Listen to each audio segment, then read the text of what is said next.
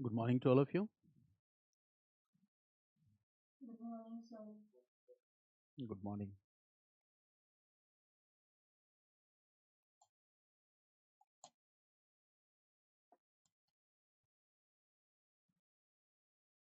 Right.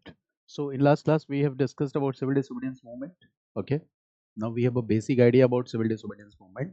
Now during this movement, a process was continued, and we have to discuss about that process. Okay. And that is, first we'll draw a sketch, and then I will enter into the details.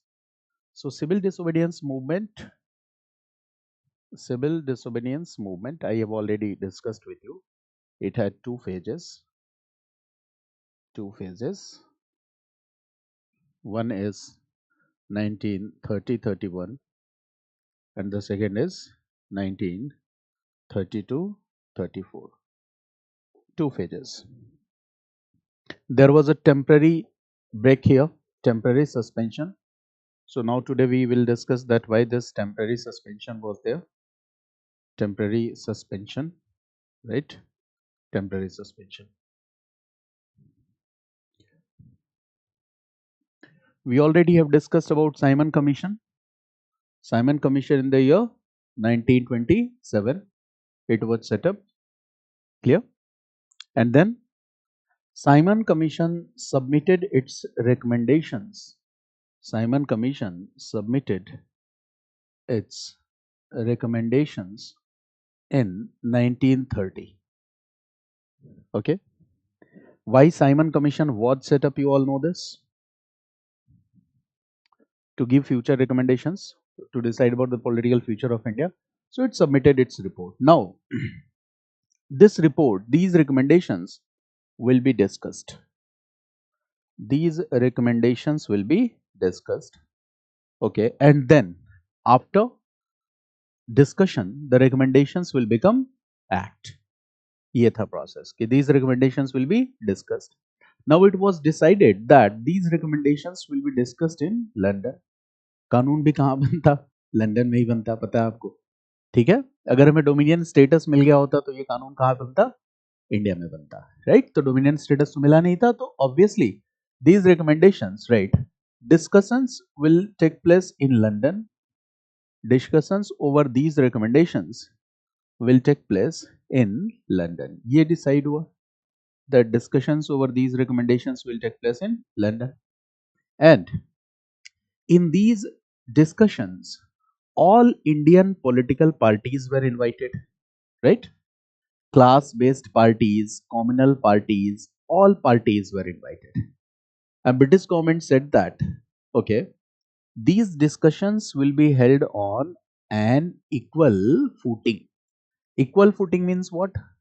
All will be treated equal while these discussions. सबको क्या किया जाएगा? Equally treat किया जाएगा. Equal footing means which party was the largest party in India at that time? Indian National Congress. ठीक है? वहीं पे एक दूसरी पार्टी भी थी, that was depressed class. It means for British government all are equal. Do you understand? Muslim League, Indian National Congress, depressed class, सबको क्या किया जाएगा? Equal treat किया जाएगा. And the second aspect is British government said that in these discussions, okay, you are free to put forth your opinion and the British government will also treat you as equals. यहाँ पे ये भी matter है that British government will treat all the stakeholders of the meetings as equal. सबको वो क्या करेंगे? Equal मानेंगे. All Indian political parties will be treated as equal and they were invited to discussions in London. ठीक है? It means all Indian parties, political parties treated as equals. India and British Crown treated as Indian political parties and British, both these two, British government, both these two are stakeholders, all will be treated equal. That's why the conferences that will be held in London is called Round Table Conference. ऐसा नहीं है कि table गोल था, round था. It's not like that. Round table means सबको equally treat किया जाएगा. All will be treated on an equal footing. So these discussions in London that will be held will be called round table conferences. In discussions को क्या कहा जाएगा? They will be called round table conferences. And 3 such conferences took place. in London. 3 such conferences took place in London. It means the total number of round table conferences is 3. So 3 RTCs. 3 such conferences took place in London. So the total number of round table conferences is 3. Round table conference का total number क्या हो गया? 3. Now we need to understand कब कब ये round table conference हुए. तो right this time. First RTC,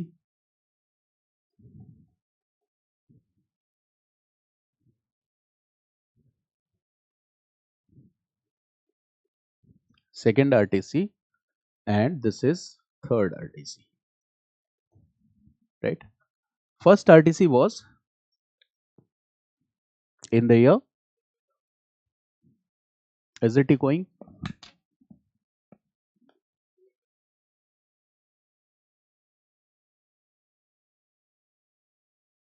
Okay. Year of first RTC 1930-31. 1930-31. There is no need to remember the month, but here we will write 1930-31. Second RTC, okay, 1931, 1931. Month also I will write. The third RTC, okay, 1932, 1932. Now let's write the month also, okay. So first RTC, November 1930 to January 1931. It means almost how much? How many months? 3 months. ठीक है? It means these are prolonged discussions. इससे ये समझना है लंबे समय तक चलने वाला discussion है. This is what September 1931 to December 1931. These are prolonged discussions. ठीक है ना? This is November 1932 to December 1932. It all shows that these are prolonged discussions. ये सारे के सारे क्या हैं? These all are prolonged discussions. लंबे समय तक चलने वाले discussions हैं. All these three are prolonged discussions. ठीक है? Who was the Viceroy of India when these discussions took place? Who was the Viceroy? So the answer is Viceroy was Lord Irwin. Viceroy was Lord Irwin. ठीक है ना? We'll also discuss who was British Prime Minister when these discussions took place. This is also important. British Prime Minister was Ramsay MacDonald. These are important questions for films, so you must highlight this. Ramsay MacDonald, right? Ramsay MacDonald. Now, another important fact. देखो, Indian National Congress did what? देखो, when this round table conference is in progress, at the same time we see simultaneously Civil Disobedience Movement. दोनों साथ साथ ही चल रहा है ना? Civil Disobedience Movement साथ ही है. We see Civil Disobedience Movement also. CDM कब से कब तक? 1932 to 1932, 1934. अब देखो क्या है? Indian National Congress has launched this movement, and movement and negotiations cannot go hand in hand. दोनों साथ साथ नहीं चल सकते. ठीक है?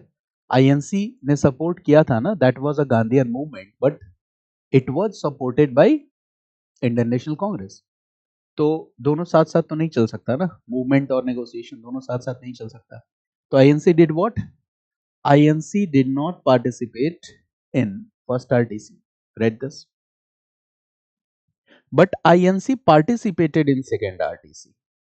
INC participated in second RTC. This is also prelims question. Highlight कर ले. INC did not participate in first RTC, but INC participated in second RTC. And INC did not participate in third RTC. यानी INC only participated where? In second RTC. केवल और केवल किस में participate कर रही है? सेकेंड आरटीसी में. पहले कुछ फैक्ट शीट आपको मैं बता रहा हूं, because these facts are very much important to connect the ideas. ठीक है? That's why we are just building some idea about the facts. ये बात आपको समझ में आई? इसका मतलब बताओ. If movement and negotiations can not go hand in hand, it means यहां पे क्या था? If INC did not participate, it means CDM was in progress. यहां CDM चल रहा था. Very simple. Here if INC has participated, it means CDM has been temporary suspended. यहां पे CDM क्या है? Temporary suspension of CDM.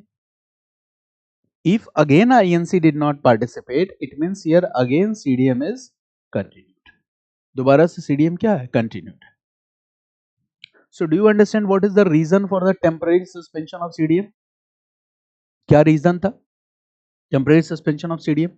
Now I will enter into these details, but again let's discuss some more facts which are again very important. For example, if INC had participated, यहां पे INC ने क्या किया? Participate किया. तो there must be some pact. कुछ तो हुआ होगा ना, ब्रिटिश गवर्नमेंट के बीच, गांधी के बीच या INC के बीच कोई तो पैक्ट हुआ होगा. That pact is called Gandhi Irwin pact. तो गांधी-इरविन पैक्ट कब आएगा? ऐसे याद रखो, सेकेंड RTC से पहले, फर्स्ट RTC के बाद. So here we see another important fact, that is what? Read this Gandhi-Irwin Pact. All these informations are very important for your prelims. Gandhi-Irwin Pact. और गांधी-इरविन पैक्ट का डेट क्या है? 5 March 1931. देखो ये सेकेंड RTC से पहले है. ये क्या है? सितंबर है ना, तो this is 5 March 1931. Okay, 5 March 1931. Got it? Now the next important point देखो,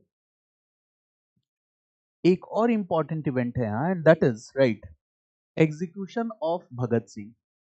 the second important event here is execution of Bhagat Singh. Execution of Bhagat Singh.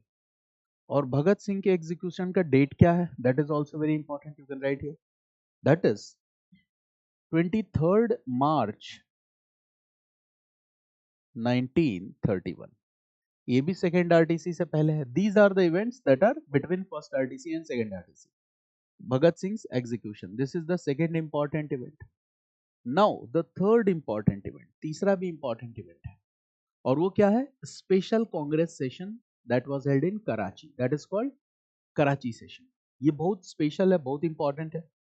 Question are asked from this part also. So right the third is Karachi session. The third is Karachi session and it was special session. तो special session होगा तो other than the month of December.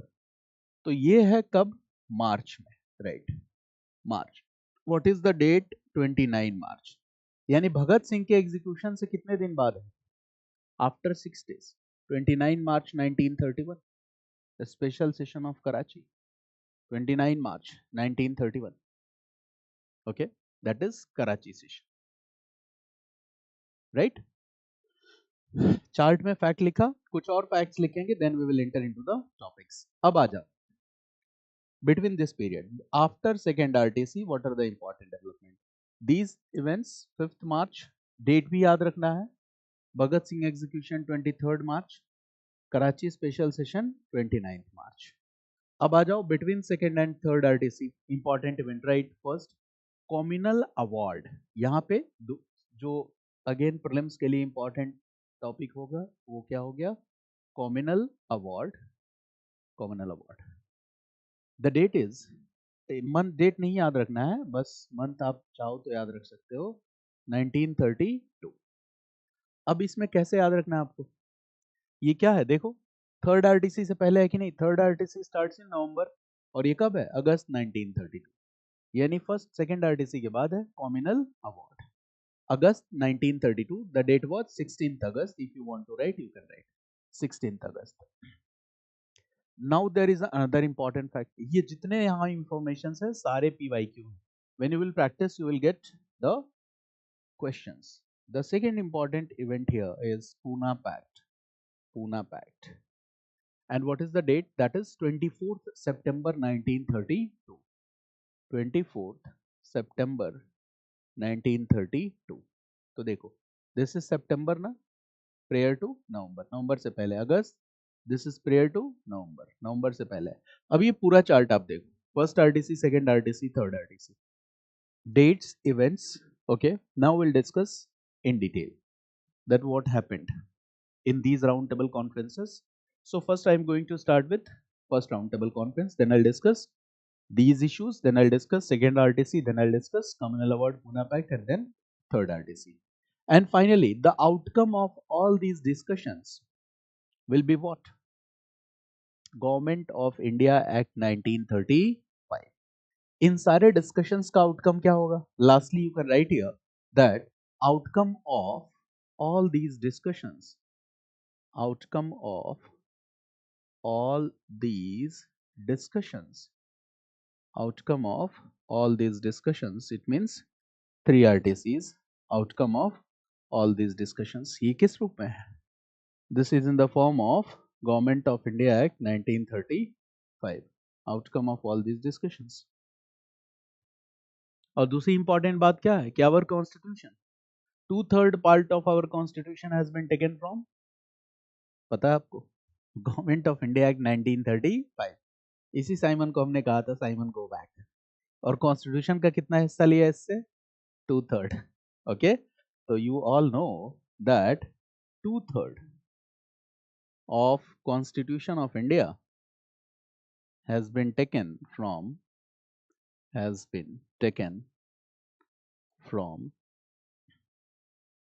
okay, Government of India Act 1935. 2/3 कम नहीं होता है. A major chunk or part of India's constitution has been taken from these Government of India Act 1935 or Simon recommendations. Now we'll discuss one by one.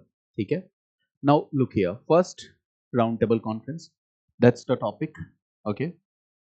First RTC is the topic.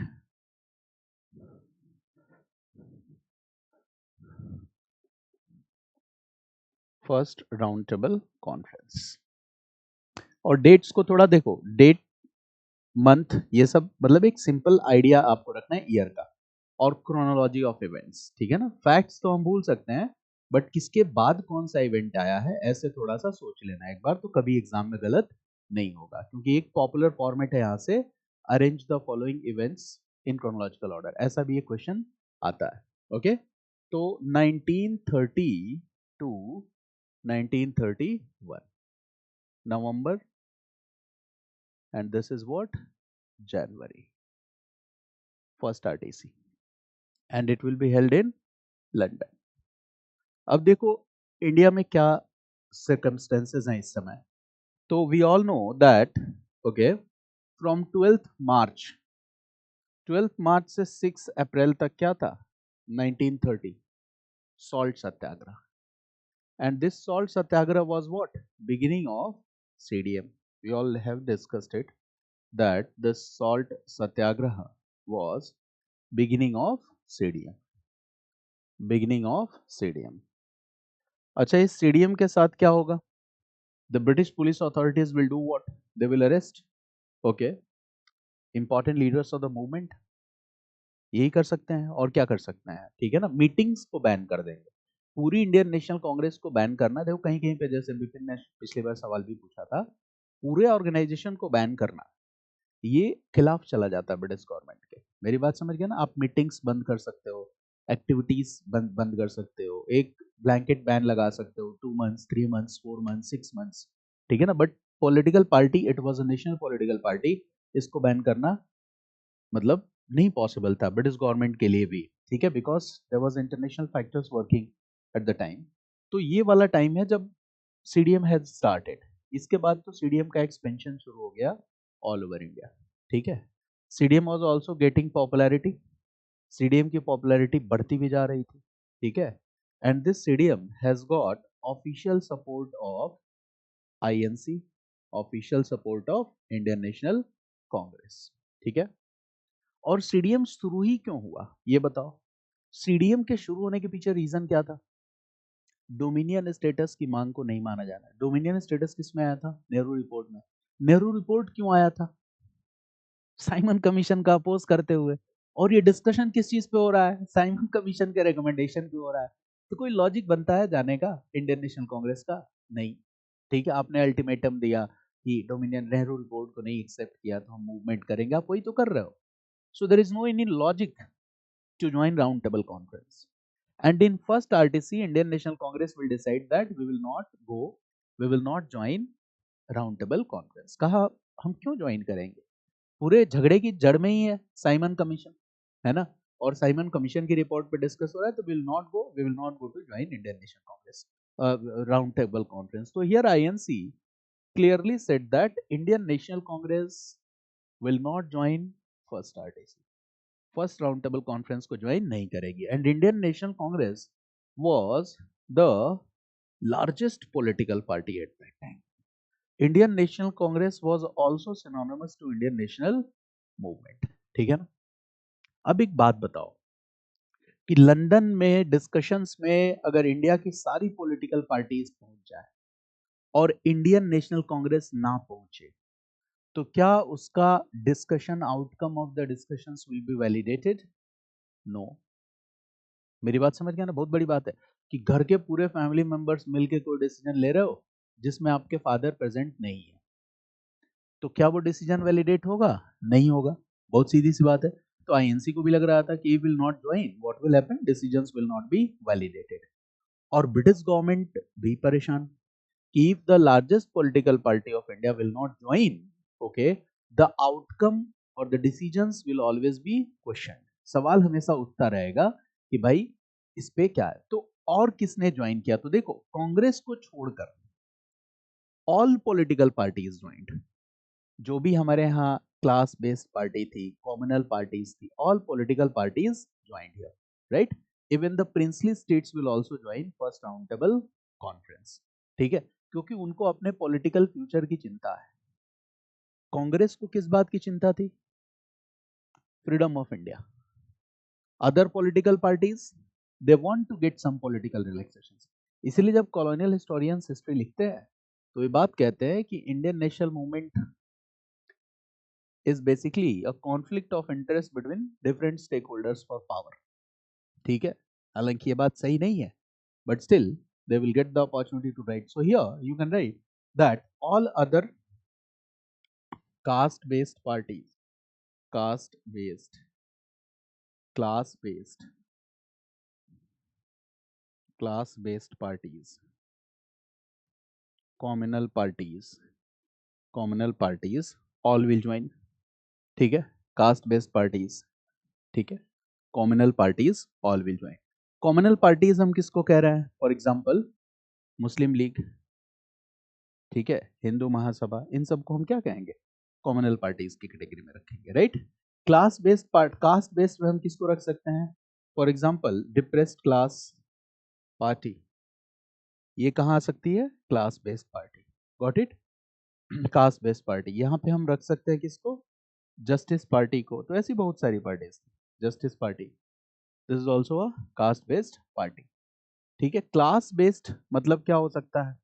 जैसे देखो, labour class, capitalist class, women as a class, worker class आ ही गया इसमें, labour class, worker class, capitalist class, women, ठीक है, they all will come. Sikh, Sikh को किधर रखें हम? ठीक है, यहाँ पे सिख भी हो सकता है, ठीक है। प्रिंसली स्टेट्स विल ज्वाइन और not? Yes, princely states will also join, princely states will also join, ठीक है, सारे के सारे पहुंच गए, got it. Princely states will all join, also join. Depressed class joined, Ambedkar joined और not? Yes, Ambedkar participated in all three. तो ये नाम याद रखना, B R Ambedkar, B R Ambedkar participated in all three, B R Ambedkar participated in all three RTCs, तीनों में participate किए B R Ambedkar. And he was the representative of which party? Depressed class party at that time, depressed class party के representative थे, ठीक है ना।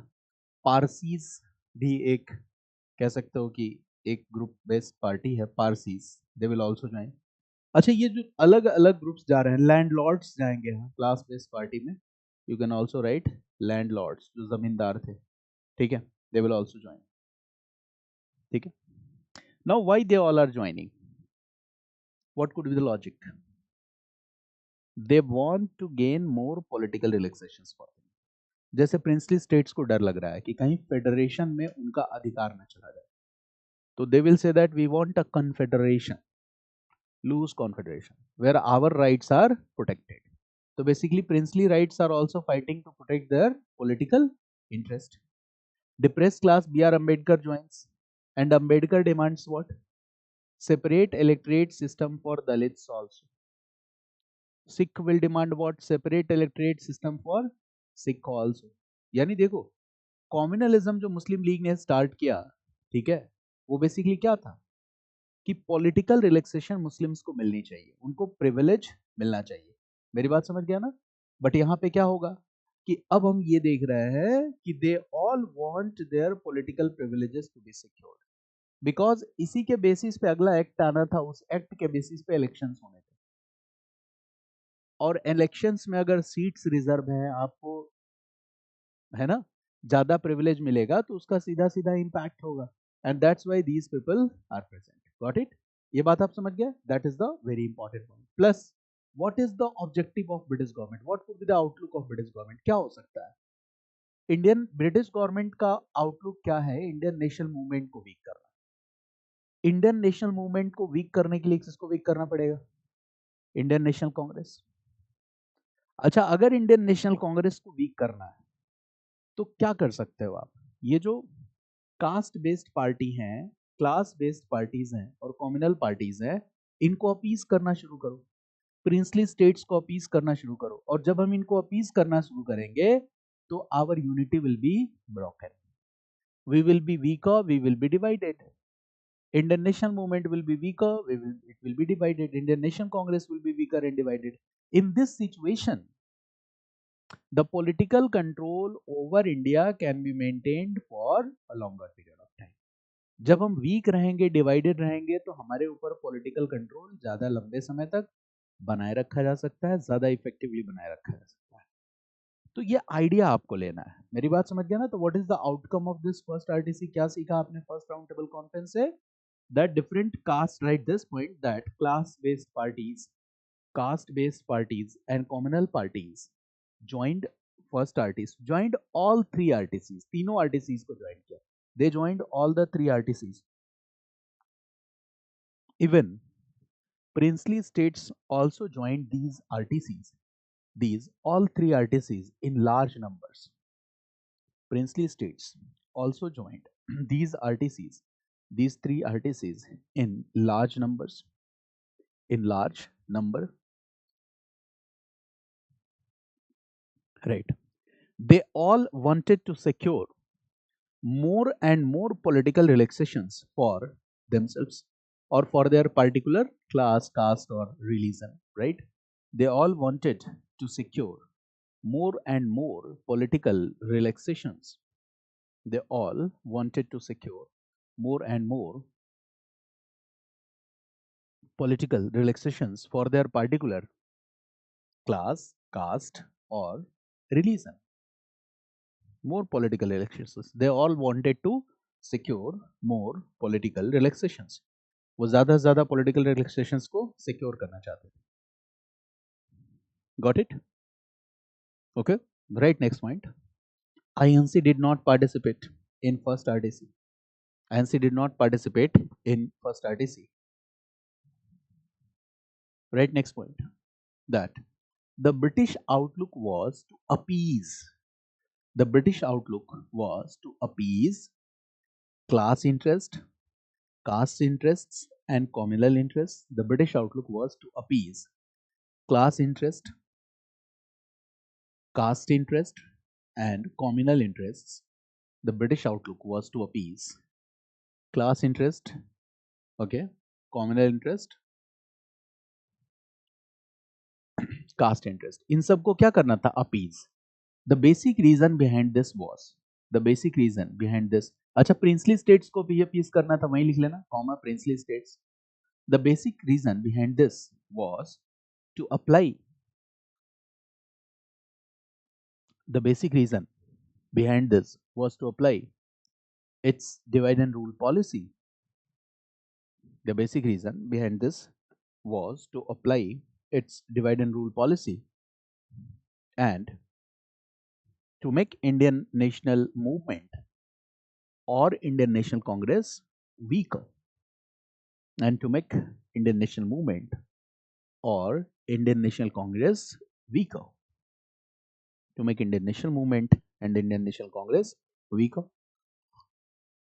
Right, next point. This could be helpful to ensure, this could be helpful to ensure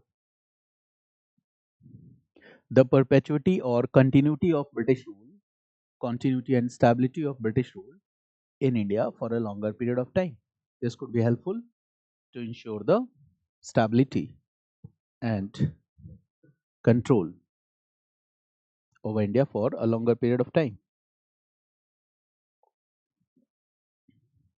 मेरी बात समझ गया ना? But there is a problem. And what is the problem? Which party has not attended this conference? Indian National Congress.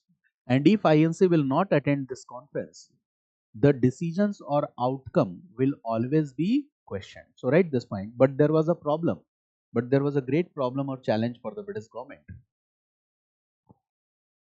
But there was a great problem or challenge for the British government. There was a great problem or challenge for the British government. Right, next point. Because INC did not join first RTC. INC did not join first RTC. INC did not join first RTC. So there was a fear that its decisions will always be questioned. INC did not join first RTC, so there was a fear that its decisions will always be questioned. The decision of these conferences will always be questioned. This was the fear. Got it? Decisions will always be questioned. Now what will be the British outlook? जैसे ही ये first RTC खत्म होगा तो British government किस काम के लिए कोशिश करेगी कि जो सेकेंड राउंड टेबल कॉन्फ्रेंस हो उसमें किसी न किसी तरीके से किसको लेके आया जाए, इंडियन नेशनल कांग्रेस को लेके आया जाए. तो first RTC is over and INC did not join it. अब देखो स्टोरी क्या है, that is very interesting. That first RTC was over. First RTC तो खत्म हो गई. कब? January 1931. It was over. And INC did not join it. And this is the great challenge for the British government. British government के लिए ये सबसे बड़ा challenge. Got it? Now what British government will do? British government, okay, will try. It will give this task to Irwin. Irwin was the viceroy, na? Irwin was the viceroy, Lord Irwin. We all know this. पहले बता चुका हूँ. Irwin was the viceroy. Now Irwin was given the task that you will have to convince Indian National Congress to join second RTC.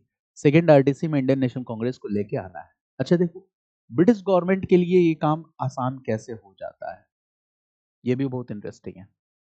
देखो Indian national movement has become synonymous to Indian national Congress and Indian national Congress was synonymous to Gandhi. तो पूरी कांग्रेस को लाने की बजाय अगर एक आदमी को खींच के लेके चले आओ तो भी मामला बन जाएगा. मेरी बात समझ गया ना? पूरी कांग्रेस को लाने की बजाय if you are successful in convincing one person to attend Indian national Congress, what will happen? Your difficulties will be solved. Now to INC leaders, basically they were INC leaders, but at the same time one leader was the leader of Hindu Mahasabha, नाम उनका है MR Jayakar, ठीक है. And there was another leader, the name was TB Sapru, ठीक है, TB Sapru.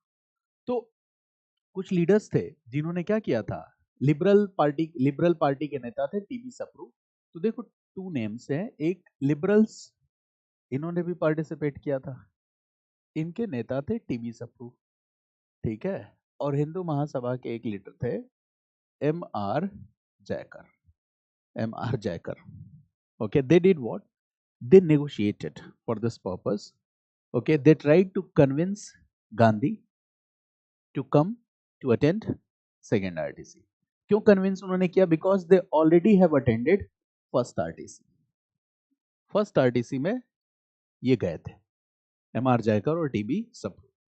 Gandhi was in jail, so they will meet Gandhi and they will say, Gandhi Baba, you always say that, okay, negotiations are the lifeline of diplomacy. बातचीत करके ही समस्या का समाधान निकलता है. Got it? And if you will not join round table conference, then how you can put your opinion? So there is a platform, and on this platform you can keep your opinion, you can keep your political demands in an effective manner. Therefore you must join second round table conference. They will try to convince Gandhi, you must join. And Irwin is already convinced. British government को तो ज्यादा जरूरी है ना इस समय, कैसे भी इंडियन नेशनल कांग्रेस को खींच के लाना है. So what will happen if Indian National Congress will take decision to join second round table conference?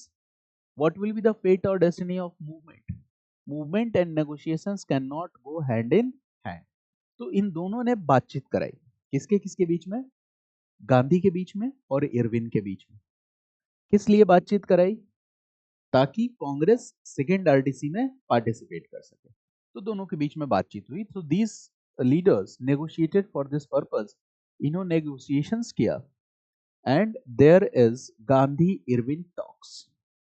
Gandhi Irwin talks, Gandhi और इरविन के बीच में बातचीत होती है. Now Irwin will ask Gandhi that INC should join second RTC. Irwin की तो यही डिमांड होगी कि इंडियन नेशनल कांग्रेस को second round table conference attend करना चाहिए. But Irwin will put one condition, और वो कंडीशन क्या है? That movement and negotiation can not go hand in hand. ठीक है, यहां पे आपको समझना है कि जो राष्ट्रीय आंदोलन है वहां पे लिमिटेशंस क्या है, कमियां क्या है, ध्यान से समझना. यहां पे गरज किसको है, जरूरत किसको है, ज्यादा ज्यादा जरूरतमंद कौन है? इंडियन नेशनल कांग्रेस या ब्रिटिश गवर्नमेंट? किसको किसकी ज्यादा जरूरत है? एक सवाल मैं आपसे सीधा पूछ रहा हूं, किसको किसकी ज्यादा जरूरत है? राउंड टेबल कॉन्फ्रेंस में इंडियन नेशनल का part, exactly. Indian national Congress को कैसे भी लाना ब्रिटिश गवर्नमेंट के लिए बहुत जरूरी टास्क है. ठीक है, अच्छा बताओ, जिसको जरूरत होती है वो जुटता है ना. यहाँ कहानी अलग है. जरूरत ब्रिटिश गवर्नमेंट को है ना. और हमारे नेगोशिएशंस के जो टर्म्स एंड कंडीशंस है वो मैं बताऊंगा, वो बड़ा इंटरेस्टिंग है. अब देखो कंडीशन कौन रखता है, who is putting condition? Irwin. Irwin क्या कह रहा है कि टेम्पररी सस्पेंशन होना चाहिए सीडीएम का. There must be a temporary suspension of CDM. And Gandhi agreed on this. Gandhi ने कहा ठीक है, लेकिन मेरी भी कुछ डिमांड्स हैं, है ना, वो आप मानो. इरविन ने कहा देखो भाई, मेरी केवल कुछ बेसिक डिमांड्स है. इरविन की डिमांड क्या है कि Indian national Congress will participate in second RTC, and when Indian national Congress will participate, so there should be a temporary suspension of CDM. अगर आपको सेकेंड आरटीसी में आपकी डिमांड्स नहीं सुनी गई तो दोबारा मूवमेंट कर लेना. ठीक है, लेकिन आपको मूवमेंट एंड नेगोशिएशंस दोनों साथ साथ नहीं चल सकते. तो there should be a temporary suspension. वो चीज आपको रोकनी पड़ेगी. ये बात है. दूसरी बात वो क्या कह रहा है? कह रहा है कि बस इतना ही कर दो, मुझे और कुछ नहीं चाहिए. Now what Gandhi says. Gandhi के कंडीशंस क्या हैं? ठीक है, there is a long list of Gandhi's demand. ठीक है, गांधी की डिमांड क्या है कि सिविल डिसोबीडियंस मूवमेंट के दौरान जितने भी लोगों को आपने अरेस्ट किया है, जितने भी लीडर्स को अरेस्ट किया है, वो पॉलिटिकल प्रिजनर्स हैं, उनको आप क्या कर दो? रिलीज कर दो. Release all the political prisoners who were arrested during the movement, और जिनकी प्रॉपर्टीज को गवर्नमेंट ने कॉन्फिस्केट किया, सीज किया, देयर प्रॉपर्टीज शुड बी, ठीक है, रिटर्न बैक. वो रिटर्न कर देना है. ठीक है, गांधी ने कहा कि लोग पीसफुल पिकेटिंग कर सकते हैं, इसके लिए आपको परमिशन देनी पड़ेगी. ठीक है ना. जहां पे इनजस्टिस हुआ है ब्रिटिश गवर्नमेंट से, ब्रिटिश गवर्नमेंट पेनल्टी भी देगी. बट इन सब मुद्दों में एक मुद्दा जो था वो क्या था? ठीक है, वो है एग्जीक्यूशन ऑफ भगत सिंह. ठीक है, यानी कि एक केस बड़ा ही पॉपुलर था, और उस केस में क्या था कि फांसी होने वाली थी भगत सिंह को. ठीक है, नाउ अब यहाँ पे क्या है कि देखो, भगत सिंह, सुखदेव और Rajguru, they were to be hanged, उनकी फांसी होने वाली थी. Now the historian say that Gandhi put fourth this demand. Gandhi ने ये डिमांड रखा था, बट ब्रिटिश गवर्नमेंट ने मानने से इनकार कर दिया.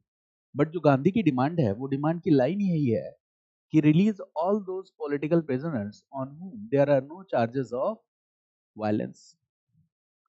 क्योंकि गांधी हिंसा का समर्थन कहीं से नहीं करते। तो बताओ यहाँ पे ब्रिटिश गवर्नमेंट क्या कर रही है कि 5 मार्च 1931 को there is a pact between Gandhi and Irwin, दोनों के बीच में पैक्ट हो रहा है, and Gandhi becomes ready to temporary suspend this CDM. CDM को रोक देते हैं, कहते हैं हम सेकेंड आरटीसी में पार्टिसिपेट करेंगे। और ब्रिटिश गवर्नमेंट की हिम्मत देखो कि गांधी इरविन पैक्ट है 5 मार्च को 1931 को, और भगत सिंह, सुखदेव और राजगुरु की फांसी कब है? 23 मार्च 1931 को। देखो इसमें कितनी बड़ी आयरनी है यह। सेकेंड आरटीसी स्टार्ट कब हो रहा है? लोग ये सितंबर में हो रहा है ना। गांधी इरविन पैक्ट कब है? 5 March. Execution of Bhagat Singh, Sukhdev and Rajguru date is what? 23 March. लोगों को गुस्सा आएगा कि नहीं कि अगर आपको मूवमेंट रोकना ही था, मतलब नेशनल मूवमेंट है ये, civil disobedience movement, if you are going to discontinue this movement और टेम्परली सस्पेंड दिस मूवमेंट और going to participate in second RTC, so you must do what? You must put a condition कि भगत सिंह, सुखदेव और राजगुरु की जो execution है, ठीक है, इसको क्या किया जाए? कैंसिल किया जाए। ये डिमांड तो आप रख सकते थे। And this was the time when Bhagat Singh popularity was at its climax. Bhagat Singh was popular among the peasants, among the workers, among the youth, and his popularity had surpassed the popularity of Gandhi. His popularity had surpassed the popularity of any other congressman. ठीक है, कांग्रेस का कोई भी leader भगत सिंह के बराबर popular नहीं था उस समय 1931 में। दूसरी चीज, Bhagat Singh following which principle? Communism. ध्यान से समझना इस बात। और कम्युनिज्म प्रिंसिपल को जो फॉलो कर रहा है, he will believe in the idea of class interest, class conflict. मेरी बात समझो, क्लास कॉन्फ्लिक्ट के आइडिया में अगर कोई यकीन कर रहा है तो who will B threatened? Capitalist class. Capitalist class have good relations with Gandhi. And what about Britain? ये टाइम क्या है? वर्ल्ड हिस्ट्री जो मैंने अगर आपको पढ़ाया होगा तो वर्ल्ड हिस्ट्री में मैंने एक इवेंट बताया होगा कि देखो, first world war 1914 to 1918, second world war 1939 to 1945। क्या between the period of two world wars ideological conflicts हो रहे थे दुनिया में? हाँ। एक तरफ कौन सी आइडियोलॉजी थी? Nazism and fascism. On other side there was socialism, communism. तीसरी तरफ क्या है? Capitalism. Britain is what? Capitalistic country. Socialism, communism का एक्सपेंशन हो रहा है कि नहीं? हो रहा है। 1917 में रशियन रिवॉल्यूशन हो चुका है, and now HRA has become HSRA in the year 1928, and these communist ideas are getting popularity in India. It means there was also a fear that under the command and leadership of Bhagat Singh in India, what could happen? Okay, the influence of socialism will increase. मेरी बात समझ गया ना? तो भगत सिंह तो वैसे भी target पे थे, ब्रिटेन के टारगेट पे थे। उनको क्या करना था? They are also trying to contain the influence of socialism here, internationally कर रहे हैं। यहां तक कि हिटलर और मुसोलिनी को मजबूत हो जाने दिया। पॉलिसी ऑफ अपीजमेंट, जो लोग वर्ल्ड हिस्ट्री की क्लास में थे, मैंने बताया था, जानबूझ के पावरफुल होने दिए ताकि वो किसको कंटेन कर सके? कम्युनिज्म और सोशलिज्म को। तो ब्रिटिश गवर्नमेंट के लिए ये मुद्दा बड़ा इंपॉर्टेंट था। भगत सिंह उनके टारगेट पे थे। तो लोगों को इस बात से गुस्सा आया कि you are synonymous, Indian National Congress is synonymous to Gandhi, and you are taking decisions single-handedly. You asked people, come and join the movement. People came, joined the movement, and suddenly you are saying that the movement is temporarily suspended. ध्यान से समझना इस बात को। The people are not happy. The people are not happy with the execution of Bhagat Singh, Sukhdev and Rajguru. ठीक है, लोग खुश नहीं है इस बात से। तो गांधी के खिलाफ गुस्सा जो था उस समय एकदम पीक पे था लोग।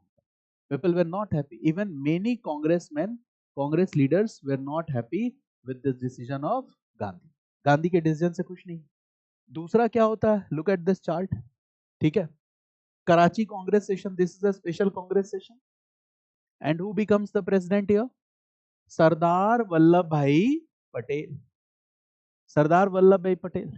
यानी when Karachi session will take place, okay, लोग सड़कों पे काले झंडे लेके दिखाएंगे, ठीक है, कांग्रेस के खिलाफ नारे लगाएंगे। उस समय आपने किसको प्रेसिडेंट बना दिया? सरदार वल्लभ भाई पटेल को। भारत जब आजाद हुआ, व्हेन इंडिया गॉट इंडिपेंडेंस, ठीक है, व्हाट विल हैपन? इंटीग्रेशन का टास्क किसको दिया गया? सरदार वल्लभ भाई पटेल को। Got it? And after this freedom and partition both came together.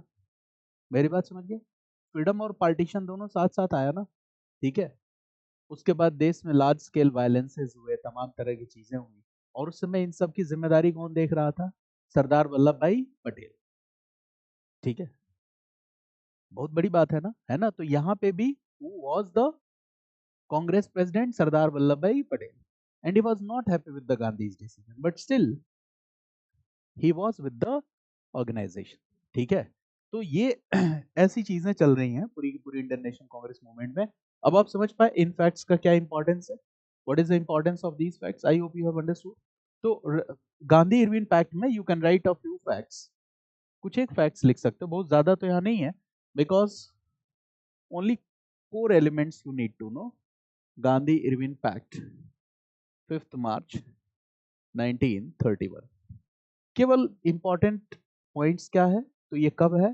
तो after RTC, after first RTC and before second RTC, ये याद रखना आप, after first and before second. दूसरी चीज, इसमें मीडिएटर्स कौन से, इंटरलॉक्यूटर्स कौन लोग हैं? तो I have already discuss the name, ठीक है। T B Sapru and M R Jayakar, T B Sapru and M R Jayakar. Viceroy is Lord Irwin. Lord Irwin की कंडीशंस क्या है? कि सीडीएम का टेम्पररी सस्पेंशन होना चाहिए and INC should participate in second RTC. ये लॉर्ड इरविन चाहता है। What is the demands of Gandhi? Gandhi की डिमांड क्या है? तो गांधी की डिमांड है कि release of all political prisoners on whom there are no charges of violence। पहली डिमांड है release of all political prisoners on whom there are no charges of violence, ठीक है। Right of peaceful picketing must be continued और given, ठीक है। शांतिपूर्वक धरने का अधिकार, पीसफुल पिकेटिंग, ये मिलना चाहिए, ओके। जो कॉन्फिस्केटेड प्रॉपर्टी है, confiscated property should be returned, this is the demand. तो I hope you are getting some idea what are the Gandhi's demands. Do you think that these demands, any of these demands are very कुछ ऐसा मतलब धमाकेदार type का demand हो? Average demands है जिसका कोई मतलब नहीं है। और ये बात समझना पड़ेगा कि अंग्रेजों के लिए ज्यादा जरूरी था इंडियन नेशनल कांग्रेस का पार्टिसिपेशन। खैर जो भी हो, this happened, right. Next fact is right 23rd March 1931, 23rd March 1931, right. Bhagat Singh, Sukhdev and Rajguru were hanged. Bhagat Singh, Sukhdev and Rajguru were hanged. Bhagat Singh का टॉपिक अलग से पढ़ेंगे, तो वहां पे आपको बताऊंगा कौन सा केस उन पे चल रहा था, भगत सिंह की आइडियोलॉजी क्या थी, ठीक है ना। So Bhagat Singh, Sukhdev and Rajguru were hanged on 23rd March 1931, ठीक है। This was highly disappointing for the masses.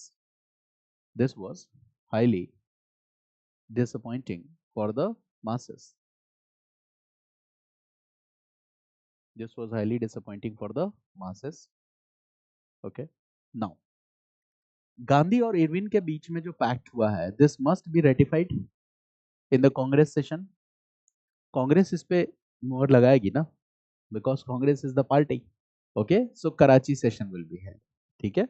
तो after this right this Karachi session 29th March 1931 held in Karachi. It is held in March, so it is a special session. The president was Sardar Vallabhbhai Patel, Vallabhbhai Patel, ठीक है।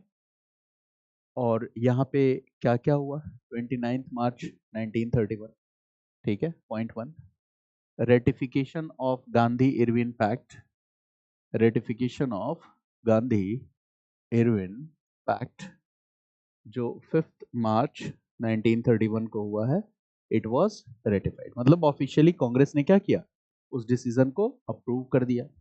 Got it? Now next important point, okay. यहाँ पे British जो act था of execution, of revolutionaries will be condemned. कड़े शब्दों में निंदा हो जाएगी, ठीक है, जो राजनेता करते हैं, ठीक है, कड़े शब्दों में इसकी निंदा करते हैं, तो वो होगा, ठीक है। Their martyrdom will be praised, उनकी बहादुरी की तारीफ की जाएगी, ठीक है। And Congress will say that still our political goal is the same, we are fighting for what, Purna Swaraj. यानी कि कराची डिक्लेरेशन में इस बात को क्लियर कर दिया गया कि we are still fighting for what, Purna Swaraj, we are still fighting for attainment of Purna Swaraj, our political goal is not compromised, ठीक है, हम अभी भी उसके लिए लड़ रहे हैं। Now INC will officially approve that INC will participate in second RTC, INC इस बात को भी अप्रूव कर देगी, INC will participate in second RTC, INC ने इस बात को भी अप्रूव कर दिया, got it.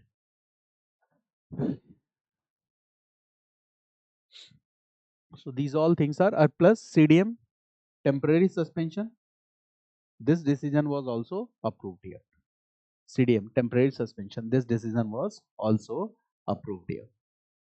Now in the outcome of Karachi session there is an important question for prelims, ठीक है, that is always asked, write this important outcome of Karachi session, ये पूछा जाता है prelims exam में, when you will practice PYQ you will get this important outcome of Karachi session. So here two significant resolutions were passed, ठीक है, were adopted in Karachi session, and what are these two significant resolutions? Write this, two significant resolutions, two significant resolutions, two significant resolutions were adopted. The first is resolution on fundamental right, and the second is resolution on, ये सीधा सीधा पूछा जाता है prelims exam, national economic program, resolution on national economic program, resolution on fundamental rights and resolution on national economic program. और ये जो national economic program है, its draft was prepared by J L Nehru, national economic program draft was prepared by J L Nehru, and okay it had some socialist inclination, इसका कुछ socialist inclination था, national economic program it had some socialist inclination, got it. Socialist inclination में क्या है, because here read this, the issues of peasants, the issues of workers were addressed, national economic programme में the issues of peasants workers were addressed, ठीक है। यहां पे ये कहा गया कि स्टेट कंट्रोल ओवर की इंडस्ट्रीज, स्टेट कंट्रोल ओवर की industries.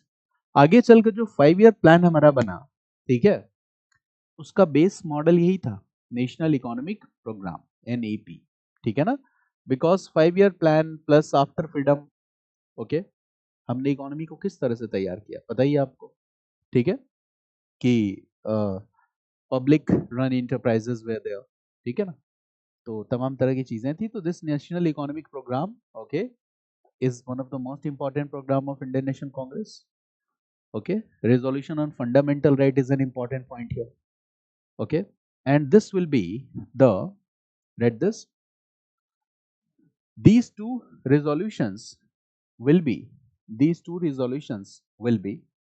the future document for the socio-economic programs of India. These two resolutions will be the future document for the socio-economic program in India. Document for the socio-economic program in India. बस आपको इतना याद रखना है Karachi session, ठीक है। एक और बात यहाँ पे मजेदार बात बताऊं आपको, national economic programme is inclined towards socialistic line, and now Jawaharlal Nehru okay presents himself as one of the socialist leader. वो अपने आप को किस रूप में प्रेजेंट कर रहा है? सोशलिस्ट लीडर के रूप में। Bhagat Singh chapter is over 23rd March 1931. Now Jawaharlal Nehru within the Indian National Congress is a rising socialist leader. हालांकि इसके पहले से ही उनका झुकाव किधर था? His inclination was towards socialism. ठीक है, तो वो सोशलिज्म की तरफ झुकाव और भी ज्यादा बढ़ेगा। And Jawaharlal Nehru was also not happy with this Gandhi's model of struggle choose struggle, कि भाई आप मूवमेंट चला रहे हो, बीच में आपने ब्रेक कर दिया, फिर मूवमेंट चलाया, फिर ब्रेक कर दिया। Jawaharlal Nehru was not happy with this Gandhi's model. वो इस गांधी के मॉडल से खुश नहीं थे। Now second RTC will start. We are coming to the second RTC. All these events are clear? एक बार पीवाईक्यू जरूर करना है, यहां से खूब सारे क्वेश्चंस आते हैं। First RTC clear, Gandhi-Irwin Pact is clear, execution of Bhagat Singh, Sukhdev, Rajguru, Karachi session is clear. Now we are entering into second RTC. So right, second topic is second RTC, second roundtable conference, 1931. ठीक है, the month is what? September to December. So this is second RTC, September to December. Now what will happen? New participant here is, कौन नया शामिल हुआ है? Indian national Congress. And the soul representative of Indian national Congress is, Indian national Congress का soul representative कौन है? Gandhi. Gandhi is the soul representative, okay. And Gandhi will join, plus the previous, all previous caste based, class based and communal parties all will join. Princely states will join. वो तो सारे आएंगे, ठीक है ना? All parties will come. Class based, caste based, communal parties, princely states, they will also come, they will also join. Now Indian National Congress is there, and the sole representative of Indian National Congress is, okay, Gandhi. Now Winston Churchill, when Gandhi enters, ठीक है, target क्या था British government का? कैसे भी Gandhi London चले आए, ठीक है। जैसे आप लोग किसी कोचिंग में चले जाते हो एक दिन के लिए, एक फॉर्म भर के चले आते हो, तो सिलेक्शन के बाद the coaching will take credit कि मैंने पढ़ाया है विपिन को, ठीक है, कागज भी दिखाएंगे, ठीक है। तो गांधी के साथ भी ऐसा ही होने वाला है, कोचिंग जैसे धांधली करती हैं। Gandhi will go to second RTC, form भर देंगे, काम हो गया आपका। The same is going to happen here, ठीक है। The British objective is now fulfilled. Gandhi decided to come. Gandhi came to London. Gandhi reached at the conference site. अब मजा लेना शुरू करेंगे अंग्रेज। Winston Churchill will say, seditious फकीर has come. seditious फकीर, ठीक है।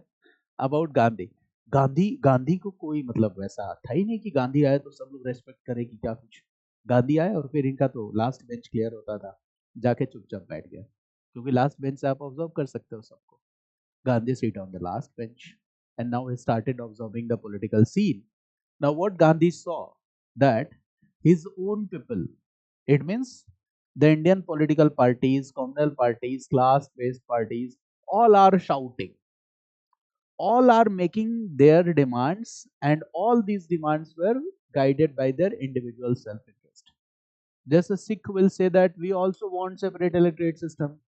Ambedkar will say that Dalits want separate electorate system. मेरी बात समझ गए? ऐसा माहौल बन गया। गांधी ने कहा अब मैं क्या कहूं कि आजादी चाहिए, मांगने लायक बचे ही नहीं आजादी, ठीक है। कोई नहीं कह रहा है कि आजादी चाहिए। किसी को क्या चाहिए? Separate electorate system. किसी को क्या चाहिए? ज्यादा सीट्स चाहिए। कोई कह रहा है कि लेजिस्लेटिव असेंबलीज, जो provincial legislative assemblies and legislature, यहाँ पे सीट्स को के नंबर डबल कर दो ताकि ज्यादा से ज्यादा लोग इलेक्शन लड़ सके। गांधी वॉज म्यूट, ठीक है। Gandhi observed everything. Now he understood that I have become victim of British politics. मैं British politics का शिकार हो गया। जो काम मुझे नहीं करना चाहिए था वही मैं कर गया। Gandhi accepts it. लोग गुस्सा भी करते हैं, यार बार बार एक्सेप्ट करते हो, गलती हो गई, ठीक है। गांधी कहते कि हमें आना ही नहीं चाहिए था, we should not attend second round table conference. Our own people have their own individual self-interest. Okay. No one is demanding for complete independence. Each and every political party is demanding for more and more political relaxations, and the British government is trying to appease them all. British government उन सबको क्या कर रही है? Appease कर रही है. Princely states are saying कि भाई loose confederation बनाओ, where our rights are protected. We must want our rights to be protected. Then Gandhi decides that I will have to return back. Okay, and this time I have become victim of British politics. तब गांधी को realise होता है कि अंग्रेजों पे कभी भरोसा नहीं किया जा सकता. एक्सट्रीमिस्ट लीडर्स ये बात कब कह रहे थे? स्वदेशी मूवमेंट के टाइम कि we don't believe on civilizing mission theory of the British. We don't need guidance and support of the British revolutionary. ये बात तब से कह रहे थे. अब गांधी को समझ में आता है कि नहीं, अंग्रेजों पे किसी भी बात के लिए भरोसा नहीं किया जा सकता. ठीक है. और गांधी तो डायलॉग बाजी में बहुत आगे थे. उन्होंने कहा देश के लिए जहर का आखिरी घूंट भी आज मैं पी गया, अब और जहर नहीं पीऊंगा मैं. ठीक है. And then Gandhi will return back from second RTC. And when he returns, he says that we will start CDM again. दोबारा से सिविल डिसोबीडियंस मूवमेंट करेंगे. But what will happen? The masses are already dissatisfied due to execution of Bhagat Singh. फिर उन्होंने कहा temporary suspension of CDM. ठीक है, आप अपनी पढ़ाई वढ़ाई छोड़ के आंदोलन में कूद जाओ और मैं ही पीछे हट जाऊं. क्या होगा फिर? मैं आपका लीडर हूं तो गालियां तो मुझे ही पड़ेंगी ना, उसके लिए तैयार रहना पड़ेगा. ठीक है. तो the same is happening. Okay. The motivation also comes down due to this temporary suspension, and now the CDM second phase will restart, but that will not gain that much popularity among the masses. दोबारा जो CDM start होगा वो revive कर ही नहीं पाएगा, और जब revive नहीं कर पाएगा तो what will happen? Okay, in 1933, ठीक है, unofficially it was suspended. 1934 में suspend हो जाएगा, और इसका रीजन क्या है? Gradual decline. People participation will start declining, and this is not only the decline of people's participation, this is also the decline of popularity of Gandhi. यहाँ पे गांधी की पॉपुलैरिटी भी डिक्लाइन होने लगेगी. Now people will think that Gandhi के तरीके से आजादी मिलने में दिक्कत हो रही है, क्योंकि गांधी का पहला मूवमेंट क्या था? Non cooperation movement. And what was the slogan of Gandhi? Swaraj with in 1 year. और 1920 के बाद ये कौन सा ईयर चल रहा है? 1931. ठीक है. तो लोगों को थोड़ा थोड़ा डाउट होने लगेगा, कुछ आईएनसी लीडर्स को भी डाउट होने लगेगा. Now Jawaharlal Nehru and Subhash Chandra Bose will say that we believe in another strategy, an alternative strategy, and Gandhi said that what is that strategy? They say STV, struggle till victory. यानी कि एक बार जो संघर्ष शुरू करो तो जब तक जीत न जाओ रुकना नहीं है. और गांधी का मेथड क्या था? जैसे आप लोग सेल्फ स्टडी के टाइम करते हो, 1 घंटे पढ़ते हो, फिर 2 घंटे का ब्रेक लेते हो, फिर 1 घंटे पढ़ते हो. Struggle to struggle, this was the Gandhi's model. ठीक है ना. And what was Subhash Chandra Bose saying? Jawaharlal Nehru saying struggle till victory. ठीक है. उन्होंने कहा कि अब मूवमेंट को सोशलिस्ट लाइंस पे चलाने की जरूरत है. इट मींस पहले तो सिर्फ गांधी गांधी आइडियाज था, बट अब दूसरों जैसे क्या होता है कि जब जब आप फेल करते हो, मतलब वो रिजल्ट नहीं डिलीवर कर पाते हो जो दुनिया को एक्सपेक्टेड है, तो फिर लोग तमाम तरह की बातें करने लगते हैं. मेरी बात समझिए ना, वो बातें सच भी लगती है. The same is happening now. The people have different ideologies, methods. Okay, and now they will come forward. So this is second RTC, second round table conference. ठीक है ना. इसमें भी क्या था? अंबेडकर पार्टिसिपेटेड, और अंबेडकर ने डिमांड क्या किया? Separate electorate system for Dalits. ठीक है. And the same kind of demand was raised from other classes also. आप खुद बताओ क्या इसका इम्पैक्ट होता? मैंने आपको एक स्केच बनाया था, separate electorate system for Muslims. Some electorates will be treated as separate electorate जहाँ पे मुस्लिम मेजॉरिटी पॉपुलेशन. अगर दलित्स के लिए भी वैसा बना दोगे तो some pockets where there is a majority population of Dalits will be treated as separate electorates. In future ये separatism की तरफ जा सकता था कि नहीं? जा सकता था. हिंदुस्तान कितने टुकड़ों में बढ़ता जरा सोचो. प्रिंसली स्टेट्स अलग, सेपरेट इलेक्टरेट्स फॉर मुस्लिम्स अलग, सेपरेट इलेक्टरेट्स फॉर दलित्स अलग.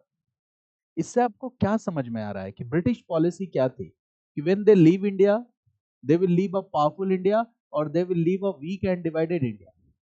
वीक एंड डिवाइडेड इंडिया, क्योंकि जब वीक और डिवाइडेड रहोगे तब आपको ब्रिटिश गाइडेंस की जरूरत पड़ेगी, नीड और सपोर्ट की जरूरत पड़ेगी। और वो वही चीज क्या कही जाती है, नियो कॉलोनियलिज्म। कॉलोनियलिज्म खत्म हो जाएगा, उसके बाद वो क्या करेंगे, आपको गाइडेंस और सपोर्ट देने के नाम पे आपका इकोनॉमिक एक्सप्लॉयटेशन करेंगे। मेरी बात समझ गया ना? तो ये ब्रिटिश का कहीं ना कहीं ऑब्जेक्टिव था। तो देश का बंटवारा हुआ, इसके लिए सबसे एक नंबर पे विलन कौन है, सबसे बड़ा विलन कौन है जो पर्दे के पीछे छुपा हुआ है? British government, that is the number one villain. ठीक है ना? उसके बाद दूसरे नंबर पे किसका रोल आता है? मुस्लिम लीग का।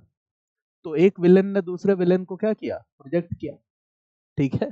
तो ऐसे चीजें आ रही हैं, तो उस पर भी हम डिस्कस करेंगे। We will discuss communalism to.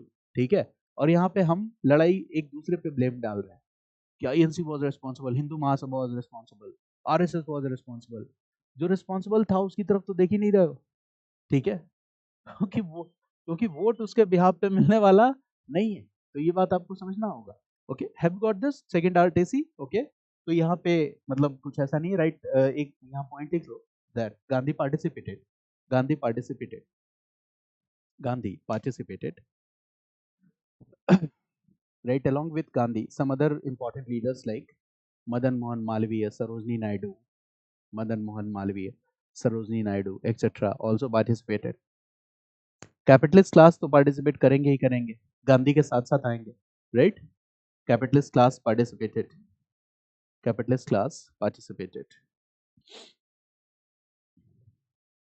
Right?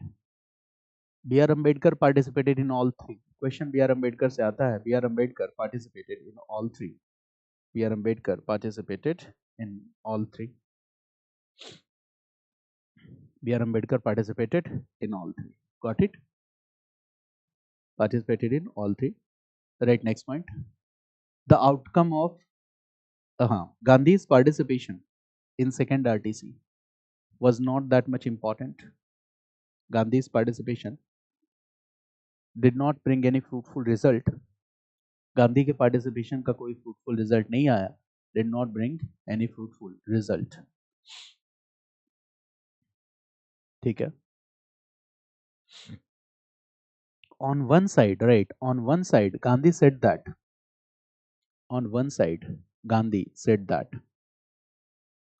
Gandhi-Irwin Pact was one of the greatest mistakes of my life. ठीक है? गांधी-Irwin Pact,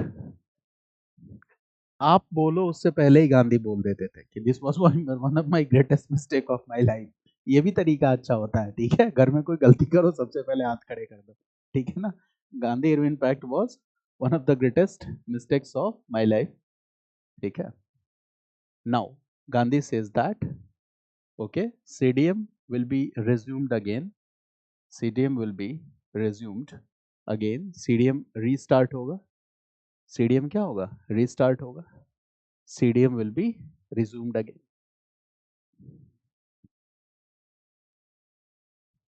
अच्छा, जिन जिन स्टेट्स में गांधी का मूवमेंट ज्यादा पॉपुलर था, उसका इन्फ्लुएंस आज के टाइम में भी देखा जाता है।